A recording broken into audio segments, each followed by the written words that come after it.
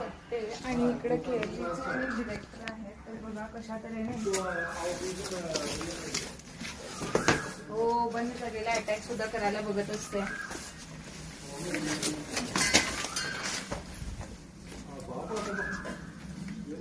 आणि भला मोठं धामण आहे.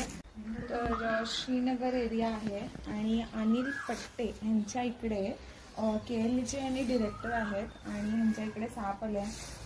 हे बघा किती त्यानं टाईट धरलाय. मला तुम्ही असं म्हणशील की विटाळा मारते हे वगैरे, पण तो सुद्धा सोडत असतो किंवा तो पण घाबरत असतो म्हणून असं टाईट धरलंय. आणि एवढ्या मोठ्या प्रमाणात साप तुम्ही म्हणशील धामण कसं काय आलाय. आता मीटिंग सीझन आहे म्हटलं तर आता बाहेर असे दिसतच राहणार मोठे मोठे साप आणि असं धडपड सुद्धा करत असते. आणि ह्याला जे जखम झाले ती जखम ह्याच्यामुळेच झालेली असेल. आता मीटिंग सीझन वगैरे आहे म्हटलं तर बघा कसं कसं तो जायचाच प्रयत्न करायला लागलाय.